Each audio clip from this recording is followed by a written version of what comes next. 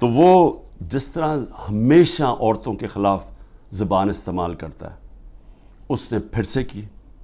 Doctor زرکا نے senator doctor زرکا نے جواب دیا. ان کی 2 کلینکس وہ بند کر دی. یعنی اس سطح پہ کون کرتا ہے؟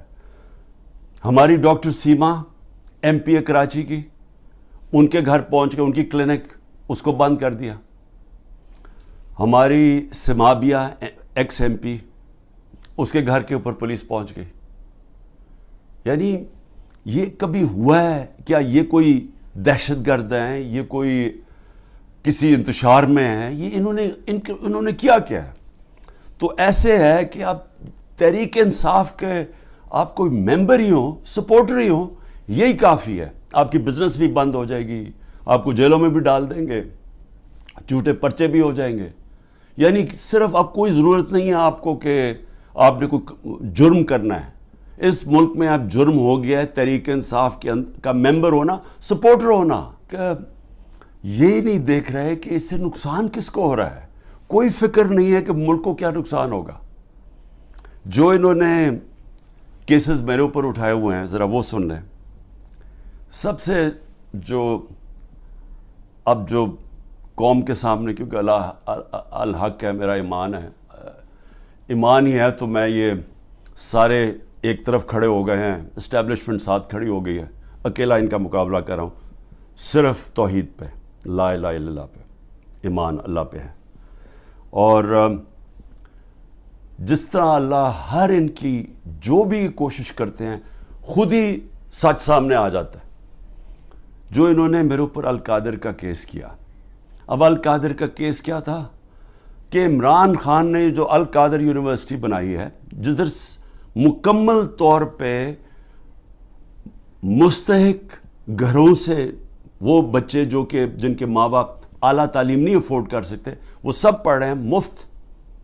اور میں بتا چکا ہوں سیرت نبی کو ہم نے بنایا کہ فیوچر لیڈرز بنے، تربیت ہو ان کو، اور ساتھ ساتھ اس کے ٹیکنالوجی بھی. یہ ہے اس کا جو ویژن ہے یونیورسٹی کا. اس کو سامنے لا کے بہت بڑی سکینڈل ہو گئی. اور اب پتہ چلا ہے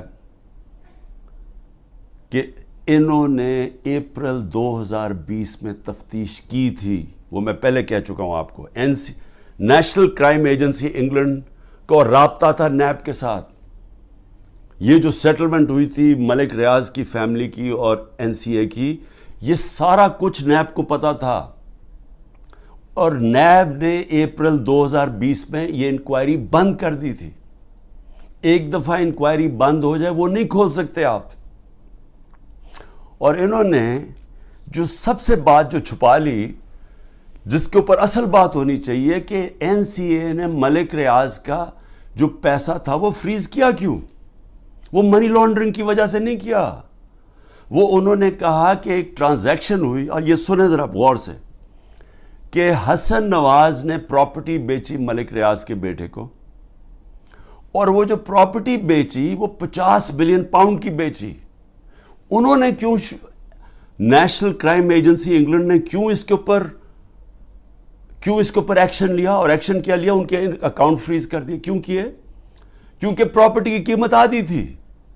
انہوں نے دیکھا کہ اس کی قیمت آدھی تھی، یعنی وہ 25 ملین پاؤنڈ کے ارد گرد اس کی قیمت تھی. 50 ملین پاؤنڈ کیسے دے دیا اس پراپرٹی کو؟ نواز شریف تب پرائم منسٹر تھا. یہ 2000 جب ہوا، یہ 16-17 میں جب پرائم منسٹر تھا، تو پرائم منسٹر نے اس وقت اپنا زور لگا کے وہ دگنی قیمت کے اوپر پراپرٹی ملک ریاض کو بیچی. یہ پہلے تو یہ بتائیں پیسہ کدھر سے آیا؟ کدھر سے حسن نواز کے پاس اتنا پیسہ آیا؟ جب وہ ملک سے باہر بھاگے ان سے یہ سوال پوچھے گئے نا، کیونکہ بتا ہی نہیں سکتے. پیسہ چوری کا تھا. اور پھر وہ پراپرٹی دگنی قیمت پہ بیچ دیتے ہیں ملک ریاض کو. وہ کس لیے بیچی؟ اور وہ اصل کہانی وہ ہے القادر کی. اصل وہ اس کے اوپر بات نہیں کر رہے. کوئی پوچھ نہیں رہا نواز شریف سے کہ بتائیں جی بیٹے نے یہ پراپرٹی، اور آپ کو کیوں اتنی مہنگی پراپرٹی خریدی ملک ریاض نے. اور یہ بھی ہو گیا کہ یہ سارا کچھ پتا تھا نیب کو. ان کا جو ڈپٹی وائس چیئرمین ہے اس وقت نیب کا, وہ اس کمیٹی میٹنگ میں بیٹھا ہوا تھا جب یہ کیس کلوز کیا گیا. مجھے 3 گھنٹے انہوں نے بٹھایا, سوال کرتے ہوئے میرے سے پوچھا, جب ان کو سارے پتا تھا جواب, کیونکہ وہ ڈپٹی چیئرمین کو بھی پتا تھا, پروسیکیوٹر جنرل کو بھی پتا تھا. اس وقت جو ڈائریکٹر تھے نیب کے پنڈی میں, منگی صاحب, وہ بھی بیٹھے ہوئے تھے اس میٹنگ پہ. تو ان کے پاس تو منٹس پڑے ہوئے ہیں اس کے. تو پھر یہ کیوں میرے اوپر سارا کچھ کیا, اور یہ جو میرا وارنٹ نکالے اور مجھے اریسٹ کیا. آج پاکستانیوں کو کس چیز سے گزرنا پڑ رہا ہے. 16 روپے یونٹ بجلی تھی جب ہم گئے ہیں اپریل کے اندر, آج بجلی 50 روپے یونٹ پہ پہنچ گئی ہے. آپ ذرا پوچھیں تنخواہ دار لوگوں سے کہ ان کے اوپر آج کیا گزر رہی ہے. یہ کون ذمہ دار ہے اس کا؟ وہ جنہوں نے سازش کر کے گورنمنٹ گرائی تھی. اور اصل انکوائری یہ ہونی چاہیے جو میں نے سپریم کورٹ کے چیف جسٹس کو کہا تھا, آپ کو انکوائری کرنی چاہیے کہ یہ قوم سے بہت بڑی سازش ہوئی ہے, قوم سے دھوکہ ہوا ہے, اور اس کا ذمہ دار جنرل باجوہ تھا. اور اس لیے کیونکہ وہ تھا, کسی نے جرت نہیں پڑی کسی کی اس کے اوپر انویسٹیگیشن کرنے کی. آٹا 55 روپے 60 روپے سے پہنچا ہے آج کے جی 150 روپے پہ. سوچیں کہ یہ عام آدمی کی خوراک ہے آٹا. اس کے بعد چاول دگنی قیمت ہوگی جو چاول تھے. چینی, ہمارے دور میں بڑا شور مچا, چینی چور.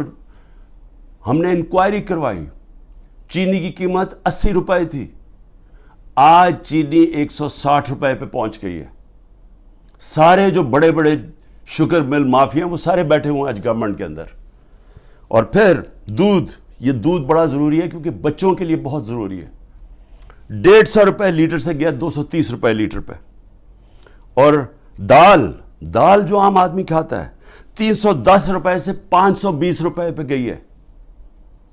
310 روپے کے جی سے 520 روپے کے جی پہ دال گئی ہے. یہ عام لوگوں کے کھانے کی چیزیں ہیں.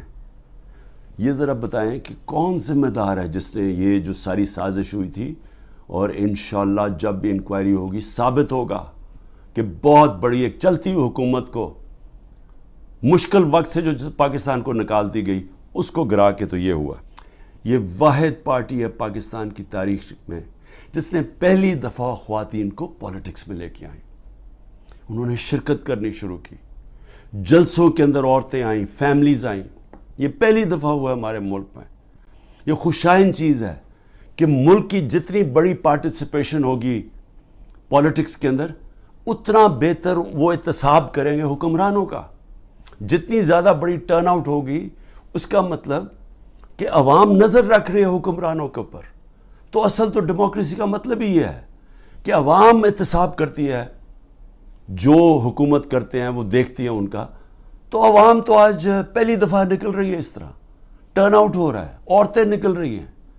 اور ان عورتوں کے اوپر جان کے یہ تشدد کیا جا رہا ہے باقی عورتوں کو ڈرانے کے لیے کہ وہ نہ گھروں سے نکلیں, کہ وہ چپ کر کے سہم کے بیٹھ جائیں. تو کدھر گئی ہیں ہیومن رائٹس جو عورتوں کو ریپرزینٹ کرتی تھیں؟